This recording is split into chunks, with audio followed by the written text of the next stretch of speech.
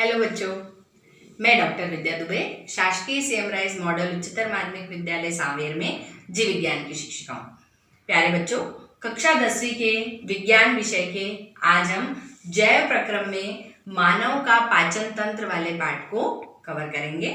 इसमें पहले हम चित्र बनाएंगे मानव के पाचन तंत्र का और उससे संबंधित जो भी प्रश्न हैं उनको भी हम यहाँ पर देखेंगे। तो चलिए हम शुरू करते हैं।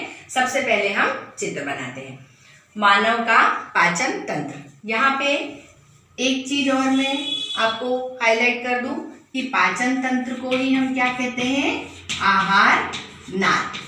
तो यदि आपको परीक्षा में पूछा है पाचन तंत्र तो भी हमको यही चित्र बनाना है, अगर आपको पूछा है आहार नाल तब भी हमको यही चित्र बनाना है। चलिए हम स्टार्ट करते हैं। सबसे पहले कहाँ से शुरू करना है हमको, मुख गुहा से, क्योंकि हमारा पाचन तंत्र कहाँ से शुरू हो जाता है, मुख गुहा से। ठीक है, लेकिन हम सबसे पहले मुंह नहीं बनाएंगे, हम एक ग्रसनी मतलब नलिका जो है वहां से स्टार्ट करते हैं, बाद में हम फेस बनाएंगे। तो सबसे पहले हमने स्टार्ट किया मुख से और ये जो लंबी नली के रूप में नीचे आ रही है इसे हम क्या कहते हैं, ग्रसनी। ग्रसनी क्या है, देखिए ये बन गई ग्रसनी और ग्रसनी से जुड़ा हुआ क्या रहेगा, आमाशय। ग्रसनी से जुड़ा हुआ क्या रहेगा, आमाशय। आमाशय कैसे बनाना है ये देख लीजिए। एक छोटी सी थैली नुमा संरचना रहती है। सबसे पहले हमने कहाँ से स्टार्ट किया, मुख गुहा से। अब मैंने मुख नहीं बनाया था पहले, सिर्फ मैंने वहां से जो नली आके जुड़ी ग्रसनी से वो बनाई थी। तो अब आप चाहें तो यहाँ पर एक होंठ का स्ट्रक्चर और नीचे फिर उसमें जो हमारी थोड़ी रहती है जिसको आप बोलते हैं, और मुंह के ऊपर क्या रहती है हमारी नोज, और इससे इस तरह से आप इसको फेस का शेप दे दीजिए तो ये दिखने लगेगा कि हमने कहाँ से स्टार्ट किया है, मुख से। ठीक है, अब इसके बाद ग्रसनी के बाद हम कहाँ पहुंच गए, आमाशय में। आमाशय किसके रूप में कंटिन्यू होगी, शुद्रांत, या जिसको क्या बोलते हैं, छोटी आंत। तो यहाँ से हमको कंटिन्यूएशन में क्या बना देनी है, छोटी आंत। जब छोटी आंत बना रहे हैं हम तो थोड़ा सा क्या ध्यान रखना है कि जब आमाशय से छोटी आंत बनी हुई है उसी के बीच में थोड़ा सा हम स्पेस ज्यादा रख दें, क्योंकि हमको वहां पर अग्नाशय बनाना रहेगा। ठीक है, तो ये मैंने इसको यहाँ से टर्न कर दिया। देखिए आप लोग साथ साथ में बनाते जाइए, बहुत इजी है बनाना। ये मैंने इसको पास पास में बिल्कुल आपको टर्न लेना है, और टर्न हमको कितने कैसे कर रखना है, डबल। डबल क्यों, क्योंकि ये नली है, हॉलो है ना, तो इसलिए ये बीच में ऐसा पूरा पाइप, फूड पाइप जिसको आप बोलते हो, भोजन नलिका, ये मैं इसको टर्न करती जा रही हूँ। ठीक है, ये आपको पता होगा यहाँ पर कि जो हमारी छोटी आंत होती है जिसको शुद्रांत बोलते हैं वो सबसे लंबी होती है। हमारे पाचन तंत्र की सबसे लंबी नलिका होती है। कितने मीटर लंबी होती है, 6 मीटर लंबी होती है। ठीक है, तो यहाँ पर हम हमारे पेज के अकॉर्डिंग, है ना, जितना बड़ा आपका कॉपी का पेज है उसके अकॉर्डिंग आप इसको प्लान करिए कि आपको कितना बड़ा, कितना लंबा और कितनी विड्थ में बनाना है, जिससे कि आपका चित्र सुंदर भी दिखे और हम सारे उसमें नामांकन भी कर सकें। तो अभी मेरे पास इतनी जगह है, मैं 2 टर्न और ले सकती हूँ। तो यहाँ पर 1, 2 और ये 3 टर्न लेके मैंने इसको डबल करूँगी। मैं यहाँ पर भी बिल्कुल पास पास अंदर आने दीजिए, कोई इसमें प्रॉब्लम नहीं है ये। और बस इसको जब हम लास्ट करेंगे, मतलब जब हम उसका एंड करेंगे, तो एंड करते समय हमको क्या ध्यान रखना है कि हम इसको हमारे उल्टे हाथ की तरफ छोड़ें। ठीक है, इस तरह से देखो, ये मैंने छोड़ा। अब ये उल्टे हाथ की तरफ मैंने क्यों छोड़ा, क्योंकि यहाँ से फिर मुझे बड़ी आंत बनाना है। तो यहाँ पर मैं इसको बड़ी आंत को मैंने बनाना शुरू किया। अब देखो बड़ी आंत के बाद मैंने एक छोटी सी ट्यूब जैसा स्ट्रक्चर और नीचे एक्सटेंड किया है, एक अतिरिक्त हिस्सा दिख रहा है ना, इसको आप सब जानते हैं, अपेंडिक्स होता है हमारे शरीर में, इसको क्या कहते हैं, अपेंडिक्स कहते हैं। क्या कहते हैं, अपेंडिक्स कहते हैं।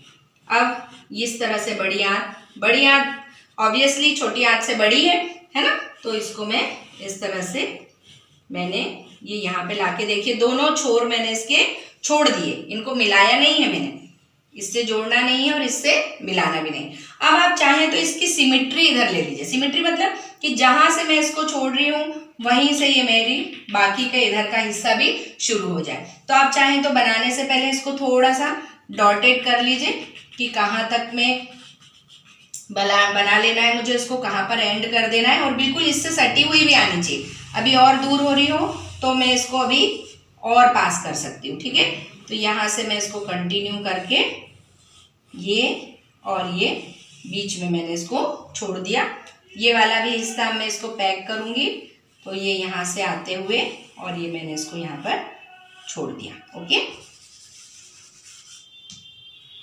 Like this. देखा बच्चों आपने, ये हो गया। ये जो लास्ट पॉइंट है, चूंकि ये कैसा है, ओपनिंग है, खुला एंड है ना, गुदा द्वार के रूप में, तो जब भी हम किसी नली को खुले हुए इसमें बताना चाहते हैं तो उसको हमेशा गोल राउंड उसका सिरा बता देते हैं। ये बन गया हमारा पाचन तंत्र। अब हम इसका नामांकन करेंगे, है ना। यहाँ से आप चाहें तो इसको ऐसे मैंने करके ये गले में आ गई। ये ग्रसनी पूरी कहाँ तक रहती है, हमारे गले में, ठीक है। अब देखो बच्चों, ये हमने पूरी हमारी नली किसका हिस्सा है, आहार नाल या पाचन तंत्र का। हमारे आहार नाल से जुड़ी हुई पाचक ग्रंथियां भी होती हैं, जो कहाँ पर उपस्थित होती है, पाचन तंत्र के पास ही होती है, और वो पाचन तंत्र का ही हिस्सा होती है। जब मैंने डायग्राम बनाना शुरू किया था तब मैंने आपसे कहा भी था कि हम आमाशय और शुद्रांत के बीच में थोड़ी सी जगह रखेंगे। ये जगह हमने किस लिए रखी थी, अग्नाशय बनाने के लिए। किस लिए रखी थी, अग्नाशय। अग्नाशय ऐसा पतला सा स्ट्रक्चर, थोड़ा सा पत्ती नुमा दिखाई देता है, आप इसको इस तरह से बना सकते हैं। ये हो गया अग्नाशय।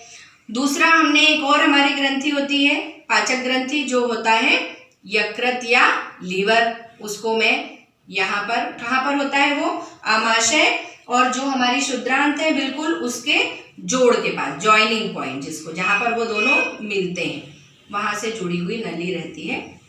तो ये हमारा बन गया लीवर, ठीक है। लीवर के पास में ही जुड़ी हुए रहता है पित्ताशय। क्या बोलते हैं उसको, पित्ताशय। ये भी एक छोटी थैली नुमा संरचना रहती है। अब देखिए, हमने सारे भाग बना लिए हैं, पाचक ग्रंथियां भी बना ली हैं और पूरी आहार नाल भी बना ली है। अब हम इसमें लेबलिंग कर देते हैं, ठीक है। सबसे पहले क्या है, मुख गुहा, मुख गुहा। इसके बाद ये लंबी नलिका है ग्रसनी, जिसको आप कहते हैं भोजन नलिका या फूड पाइप। ग्रसनी, भोजन नलिका, इसी को इंग्लिश में कहते हैं फूड पाइप। ये है आमाशय। क्या है ये, आमाशय। आमाशय के पास में ही यहाँ पर क्या है, यकृत।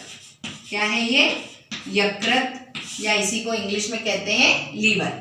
यकृत के पास क्या है, पित्ताशय। छोटी सी ये जो नली हमको थैली के साथ जुड़ी हुई दिखाई दे रही है, ये क्या है, पित्ताशय। ये क्या है, अग्नाशय। ये भी क्या है, एक पाचक ग्रंथि, अग्नाशय। इसके बाद ये जो हमने लंबी 6 मीटर लंबी जो हमारे शरीर में नली होती है, ये हमने बनाई है, ये क्या है, शुद्रांत। क्या है ये, शुद्रांत, मतलब छोटी आंत, ठीक है। ये है बड़ी आंत, मतलब बृहदांत, बृहद्रांत, बड़ी आंत। और ये जो सबसे नीचे होता है, ये है गुदा द्वार। ये है गुदा द्वार। अपेंडिक्स को हिंदी में बोलते हैं परिशेषिका। क्या बोलते हैं, परिशेषिका। इसका पाचन में कोई कार्य नहीं है, लेकिन इसका कार्य मेनली शाकाहारी जो पशु होते हैं उनमें होता है। मनुष्य में ये वेस्टिजियल ऑर्गन के रूप में होती है। अब इसी के साथ में बेटा हम इससे जुड़े हुए प्रश्न भी यहाँ पर कर लेते हैं कि कौन कौन से प्रश्न इससे जुड़े हुए आते हैं, कि पाचन तंत्र के किस भाग में किसका पाचन हो रहा है। जो हम भोजन ले रहे हैं उस भोजन के किस भाग का पाचन हो रहा है। अब हम भोजन के रूप में क्या क्या लेते हैं, कार्बोहाइड्रेट लेते हैं, हम प्रोटीन्स लेते हैं, हम विटामिन्स लेते हैं, खनिज लवण लेते हैं, वसा लेते हैं। तो इन सब का डाइजेशन पेट में या आमाशय में ही नहीं हो जाता है, उसके कुछ हिस्से का पाचन आमाशय में होता है, कुछ हिस्से का पाचन कहाँ पर होता है, शुद्रांत में या छोटी आंत में। तो सबसे पहले हम शुरू से चलते हैं, मुख गुहा। आपने देखा होगा जब आपके किसी मनपसंद खाने के बारे में आप सोचते हैं या आपको किसी अच्छे खाने की खुशबू आती है तो ही आपके मुंह में क्या आने लगती है, लार। जिसको क्या कहते हैं हम, सलाइवा। हमारे मुख में 3 जोड़ी लार ग्रंथियां होती हैं जो लार बनाती हैं, और वो लार कुछ एंजाइम लिए हुए होती। कौन सा एंजाइम? मुख्यतः अमाइलेज। तो सबसे पहले हमें क्या पता होना चाहिए कि लार में कौन सा एंजाइम पाया जाता है। तो लार में अमाइलेज एंजाइम उपस्थित होता है। अब ये भोजन के कौन से हिस्से का, मतलब किस प्रकार के भोज्य पदार्थ का पाचन करता है? तो मंड का। मंड का मतलब होता है स्टार्च। क्या होता है? स्टार्च। जैसे हम चावल खाते हैं, आलू खाते हैं, और भी बहुत सारे भोज्य पदार्थ हैं जिनमें स्टार्च उपस्थित होता है। तो केवल स्टार्च का पाचन हमारी मुख गुहा में होता है। तो हमारा प्रश्न क्या है कि मुख गुहा में किसका पाचन होता है? मुख गुहा में स्टार्च का पाचन होता है। मुख में उपस्थित लार में कौन सा एंजाइम पाया जाता है? लार में अमाइलेज एंजाइम पाया जाता है। लार का क्या काम है? तो लार के 2 काम हो गए। एक तो उसमें उपस्थित एंजाइम स्टार्च का पाचन कर रहा है, ये हमें पता है। दूसरा, हमारे मुख गुहा में ही दांत और जीभ भी उपस्थित होती है, जीवा, जो हमें भोजन को छोटे छोटे टुकड़ों में बांटने में मदद करती है। और जीभ इधर उधर घूमकर उस लार में भोजन में अमाइलेज को मिक्स करने में, मिलाने में मदद करती है, जिससे क्या होता है, भोजन छोटे छोटे टुकड़ों में टूट गया, छोटे छोटे कण में टूट गया। अब उसे हमें निगलना आसान होता है। अगर हम पूरी एक रोटी मुंह में रखेंगे और उसको निगलने की कोशिश करेंगे तो निगल पाएंगे क्या? नहीं। तो लार का क्या काम हो गया? एक तो दांत की मदद से हमने उसे छोटे छोटे टुकड़ों में तोड़ लिया, और लार मिल जाने से हमें उसे निगलना क्या हो गया? आसान हो गया।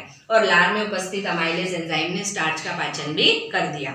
यहाँ पे एक चीज और ध्यान रखना, स्टार्च का पाचन मुंह के अलावा और कहीं पर भी नहीं होता है। इसीलिए हमें भोजन को जितना अधिक हम उसको छोटे टुकड़ों में तोड़ सकते हैं मुंह में, उतने समय तक हमें रख के धीरे धीरे आराम से चबाकर खाना चाहिए। अब इसके बाद भोजन कहाँ आ गया? ग्रसनी में। ग्रसनी में कोई पाचन नहीं होता है। ग्रसनी केवल क्या कर रही है? मुख गुहा को आमाशय से जोड़ने का कार्य करती है। तो जो हमारा बाउल, मतलब जो हमारा भोजन था, जो हमारा निवाला था, वो एक बाउल के रूप में बन के और कहाँ आ गया? अब हमारी ग्रसनी से होकर आमाशय में आ गया। अब आमाशय में क्या क्या उपस्थित है? जठर ग्रंथि। आमाशय में क्या पाई जाती है? जठर ग्रंथि। अब जठर ग्रंथि का क्या क्या कार्य है? जठर ग्रंथि का कार्य है पाचक रस बनाना। क्या कार्य है? पाचक रस बनाना। और पाचक रस में क्या उपस्थित होगा? एंजाइम उपस्थित होंगे। तो अब आमाशय में कौन सा एंजाइम उपस्थित है? पेप्सिन। कौन सा एंजाइम उपस्थित है? पेप्सिन। इसके अलावा और क्या कर रही है जठर ग्रंथियां? जठर ग्रंथियां HCl नामक एक अम्ल भी बना रही है। HCl क्या, कौन सा अम्ल है? हाइड्रोक्लोरिक अम्ल। कौन सा अम्ल है? हाइड्रोक्लोरिक अम्ल। दूसरा क्या बना रही है? और श्लेष्म। श्लेष्म क्या है? एक चिकना पदार्थ होता है। ये चिकना पदार्थ हमारी जो आमाशय की ये भित्ति होती है, ये इस भित्ति में पूरा इसको कवर करके रखता है, ढक के रखता है, एक आवरण के रूप में कार्य करता है। तो आमाशय में क्या है? जठर ग्रंथि। जठर ग्रंथियां क्या बना रही हैं? पाचक रस बना रही हैं। पाचक रस के अतिरिक्त और क्या क्या बना रही हैं? HCl मतलब हाइड्रोक्लोरिक अम्ल बना रही है। श्लेष्म एक लसलसा पदार्थ बना रही है। और पेप्सिन नामक एंजाइम बना रही है। पेप्सिन किसका पाचन कर रहा है? पेप्सिन प्रोटीन का पाचन कर रहा है। अब यहाँ पे इन तीनों का कार्य भी हमको पता होना चाहिए, क्योंकि इससे जुड़ा हुआ प्रश्न आएगा। तो पहले का तो मैंने बता दिया कि पेप्सिन क्या करेगा? एंजाइम है तो प्रोटीन का पाचन कर रहा है। अब ये श्लेष्म का क्या कार्य है और ये HCl का क्या कार्य है वो देखते हैं अपन। जो HCl है या हाइड्रोक्लोरिक अम्ल है, ये हमारे आमाशय के माध्यम को कैसा कर देता है? अम्लीय। माध्यम को कैसा कर देगा? अम्लीय माध्यम कर देगा, क्योंकि अम्ल है। अब अम्लीय माध्यम क्यों होना चाहिए? इसलिए होना चाहिए क्योंकि जो पेप्सिन नामक एंजाइम है, ये प्रोटीन का पाचन केवल अम्लीय माध्यम में ही कर सकता है। ठीक, क्लियर? अब दूसरा क्या कार्य है इसका HCl का? हम भोजन करते हैं तो भोजन में थोड़े कुछ सूक्ष्म जीव ऐसे हो सकते हैं जो हानिकारक हो हमारे लिए। बहुत ज्यादा हानिकारक होंगे तब तो हम बीमार पड़ेंगे, लेकिन थोड़े बहुत अगर जीव कोई ऐसे आ रहे हैं तो उनको नष्ट करने का कार्य ये हमारा हाइड्रोक्लोरिक अम्ल कर सकता है। इतनी इसमें क्षमता होती है। तो HCl के 2 कार्य हो गए।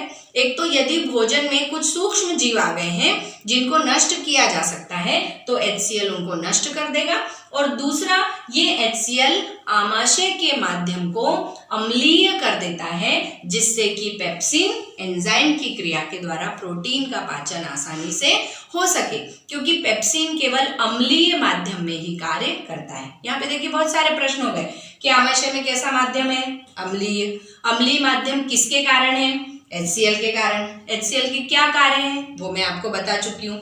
कौन सा एंजाइम उपस्थित है, पेप्सिन, वो क्या कार्य कर रहा है, प्रोटीन को पचाने का। अब अम्लीय माध्यम है तो यहाँ पर एक प्रश्न और बन गया कि इसका pH मान कितना हो सकता है। तो हमें पता है कि अम्लीय माध्यम होने पर pH मान 0 से 6.5 मतलब 7 के पहले, 7 नहीं होगा, 7 के पहले मतलब 6.9 तक, 0 से लेके 6.9 तक हो सकता है। तो हमारे आमाशय का जो pH मान है वो 5 से 6 के बीच में होता है। pH मान कितना होता है, 5 से 6 के बीच में, जो कि अम्लीय माध्यम को दर्शाता है।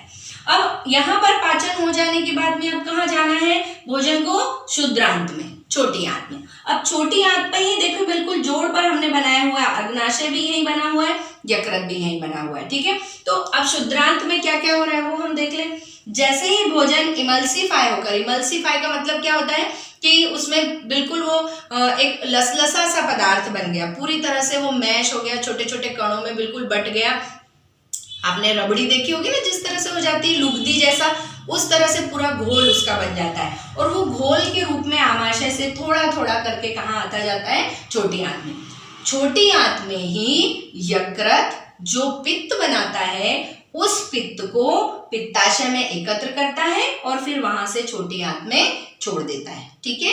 फिर से सुन लीजिए, यकृत जो पित्त बनाता है वो पित्ताशय में एकत्र किया जाता है और भोजन की पाचन क्रिया के समय थोड़ी थोड़ी मात्रा में उसे शुद्रांत मतलब छोटी आंत में भेजा जाता है। उसी के समान अग्नाशय भी छोटी आंत के पास में ही है, इसकी भी नलिका छोटी आंत से जुड़ी हुई रहती है। तो ये भी जो पाचक रस बनाती है, जो पाचक एंजाइम बनाती है, उसको भी वो छोटी आंत में ही भेज देती है, छोटी आंत में ही डाल देती है, जिससे कि भोजन का पाचन हो सके।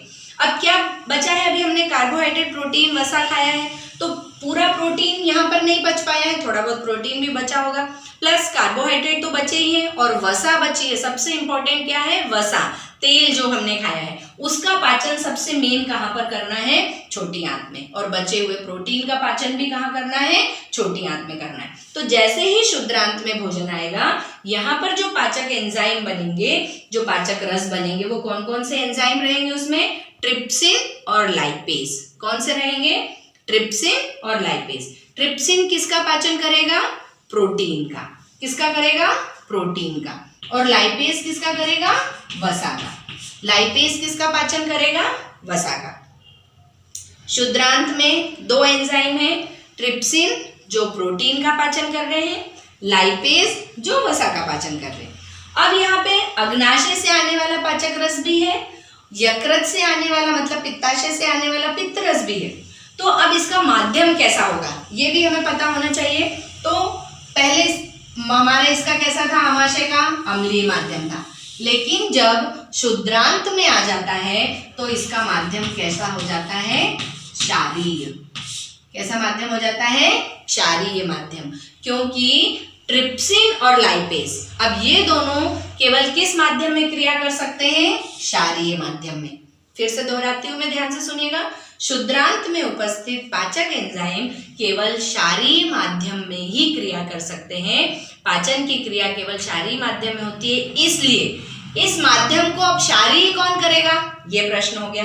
तो अग्नाशय से आने वाले रस, जो अग्नाशय से पाचक रस आ रहे हैं, वो क्या करेंगे, इसके माध्यम को क्षारीय कर देंगे। मतलब जो pH मान अम्लीय था वो pH मान अब कितना हो गया, 7 से ज्यादा, मतलब क्षारीय। तो फिर यहाँ क्वेश्चन आ गया कि शुद्रांत में माध्यम कैसा होता है, क्षारीय होता है। क्षारीय माध्यम कौन करता है, अग्नाशय से आने वाले पाचक रस, और पित्त भी उसी में सहायता करता है। पित्त कहाँ उपस्थित होता है, पित्ताशय में। कहाँ उपस्थित होता है बोला मैंने, है ना, एकत्र होता है पित्ताशय में। पित्त कौन बनाता है या पित्त रस कौन बनाता है, यकृत बनाता है, ठीक है, यकृत या लीवर बनाता है। यहाँ पे वसा का पाचन पूरा हो गया, प्रोटीन का पाचन पूरा हो गया, कार्बोहाइड्रेट में जो ये हिस्से थे स्टार्च वगैरह सभी का पाचन पूरा हो गया। अब पाचन पूरा होने के बाद में क्षुद्रांत में ही कुछ अंगुली के समान निकली हुई संरचनाएं होती हैं, जो इसकी भित्ति होती है। जैसे ये इसकी भित्ति है, तो इस भित्ति से इस तरह के कुछ आउटग्रोथ मतलब बाहर की तरफ कुछ वर्धी संरचनाएं निकली हुई दिखाई देती हैं। इस तरह से जो मैंने चित्र बनाया आपको दिख रहा होगा स्पष्ट। इनको कहते हैं दीर्घ रोम। क्या कहते हैं? दीर्घ रोम। रोम जैसी संरचना बनी हुई है। जैसे आप ये उंगली के समाने से बाहर निकले ऊपर को निकले हुए दिखाई दे रहे हैं, इनका क्या नाम है? दीर्घ रोम। तो दीर्घ रोम कहाँ उपस्थित है? क्षुद्रांत में। इनका क्या कार्य है? जो भोजन को पचाया है उस पूरे भोजन को अब अवशोषित करना है, क्योंकि शरीर के सभी हिस्सों में पहुंचाना है। तो पचे हुए भोजन को अवशोषित करने का कार्य क्षुद्रांत में किया जाता है।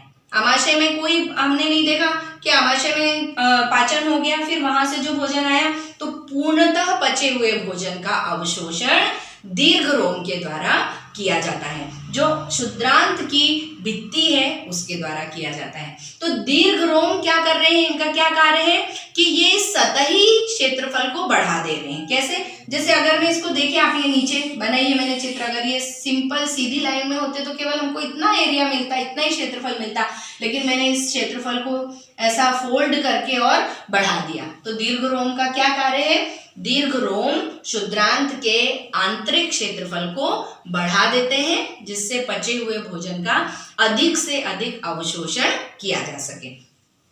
भोजन पच गया, अवशोषित हो गया। अब जो हमारे पचे हुए भोजन से व्यर्थ पदार्थ निकले हैं, अपशिष्ट पदार्थ निकले हैं, जो कैसे होते हैं? नाइट्रोजिनस। नाइट्रोजिनस मतलब जिनमें नाइट्रोजन की मात्रा ज्यादा होती है और जिन्हें हम अधिक समय तक हमारे शरीर में रखते हैं तो वे हमारे शरीर के लिए विषाक्त होते हैं, मतलब नुकसान करते हैं हमारे शरीर में। तो जो पचे हुए भोजन में से अपशिष्ट पदार्थ बनता है उसे धीरे धीरे कहाँ भेजा जाता है? बड़ी आंत में। और बड़ी आंत में या बृहदांत्र में ये क्या होते जाता है? एकत्र होता जाता है। लेकिन जो क्षुद्रांत से भोजन आया है उसमें अभी जल की मात्रा बहुत अधिक होती है, लेकिन इतना जल शरीर के बाहर नहीं करना है, तो फिर क्या करना पड़ेगा? जो अतिरिक्त जल है इसका अवशोषण भी करना पड़ेगा। ठीक है, तो जब ये भोजन हमारी बड़ी आंत में से होकर गुजरता है तो इसमें जितना भी अतिरिक्त जल है उस अतिरिक्त जल को अवशोषित कर लिया जाता है और केवल उतना ही जल उसमें शेष रहता है जिसकी सहायता से उस अपशिष्ट पदार्थ को गुदा द्वार के द्वारा शरीर के बाहर किया जा सके। तो बृहदांत्र का कार्य क्या है?